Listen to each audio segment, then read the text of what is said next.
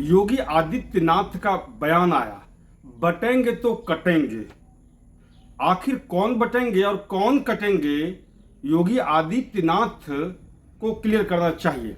ये जो इस प्रकार का बयान दे रहे हैं, सीधे सीधे अगर हम कहें तो दलित समाज, वंचित समाज को डराने का काम कर रहे हैं।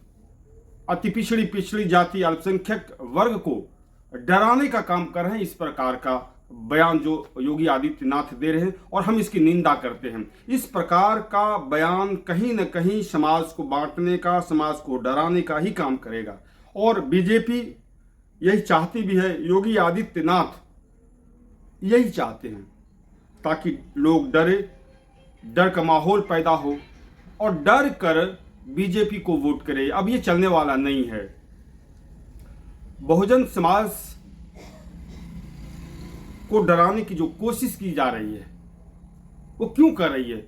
सिर्फ इसलिए कर रही है कि बहुजन समाज का 85% भागीदारी की मांग उठ रही है, जातीय जनगणना की मांग उठ रही है। भारत में जातीय जनगणना होना चाहिए। क्यों होना चाहिए? ताकि उसकी सामाजिक आर्थिक स्थिति को देखा जा सके, कौन सा समाज कितना आगे बढ़ा है, कौन सा समाज आगे बढ़ने में पीछे छूट गया है, ताकि उसके आधार पर फिर नीतियों का निर्माण हो, योजनाओं की निर्माण हो। लेकिन जैसे ही जातीय जनगणना होगी, आर्थिक स्थिति, सामाजिक स्थिति, राजनीतिक स्थिति सामने आएगा, उस समय एक मांग उठेगी कि जिसकी जितनी भागीदारी उसकी उतनी साझेदारी। और इसी नारा से, इसी मांग से बीजेपी घबराती रही है। क्यों? क्योंकि वो जिसका राजनीति करते हैं, तोड़ने का राजनीति, जिस वर्ग की वो राजनीति करते हैं, धार्मिक उन्माद पैदा करके जो राजनीति वो करना चाहते हैं और करते हुए आए हैं, कहीं न कहीं उनके मन में एक डर है कि हमारा वोट बैंक खिसक जाएगा।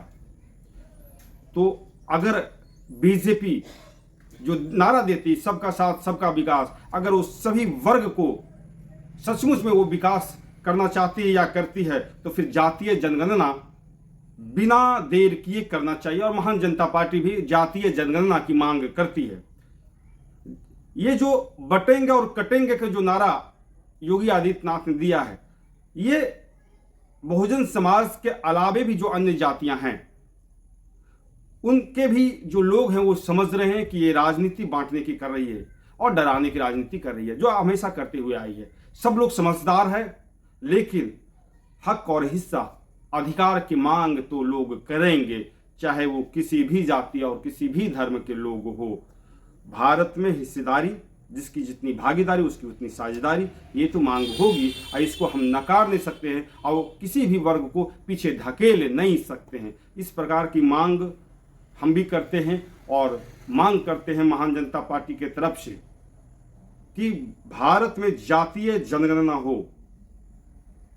आज जनगणना भारत में मोदी सरकार रोक के रखे हुए है, सामान्य जनगणना भी नहीं करा पा रही है। क्यों? क्योंकि वो घबराई हुई है। और पीछे के जो चुनाव 2024 में जो चुनाव हुआ लोकसभा का, उसमें जो वोट बैंक खिसका है, सरकार डर गई है, बीजेपी सरकार डर गई है। और ये डर इस रही है कि ये जो नारा देते सबका साथ सबका विकास, ये छलावा है, जुमला है। ये विकास सिर्फ एक वर्ग का करते हैं और ऐसे ऐसे काम, ये ऐसे ऐसी हरकतें करते हैं बीच बीच में कि अभी आपको देखने को मिला है कि SC ST का जो रिजर्वेशन है, उसमें जो सब क्लासिफिकेशन की बात सुप्रीम कोर्ट के माध्यम से सरकार करवाई है, जिसका विरोध पूरे देश में हुआ है। SC ST को कमजोर करने की जो नीतियां लाते रहते हैं बीच बीच में, संविधान के साथ जो छेड़छाड़ करने की नीतियां लाते रहते हैं, तो समाज सजग हो गया है और अपनी आवाज को बुलंद करने लगा है। इसलिए मोदी सरकार डर गई है। योगी आदित्यनाथ के माध्यम से ये एक मैसेज देना चाहती है कि जो बटेंगे वो कटेंगे। वो अति पिछड़ा वर्ग, अल्पसंख्यक वर्ग को डरा रही है, दलित समाज, वंचित समाज, शोषित समाज को डरा रही है, उसके हक अधिकार को मारने की कोशिश की जा रही है। और एक जाति आसमान में हो, दूसरी जाति जमीन पे हो, ये तो अब नहीं चलने वाला है। समानता की बात तो करनी पड़ेगी, सभी को अवसर देने की बात तो करनी पड़ेगी, धन धरती तो बांटना पड़ेगा। अब आप नकार नहीं सकते हैं। सब समाज के लोग सजग हो गया है।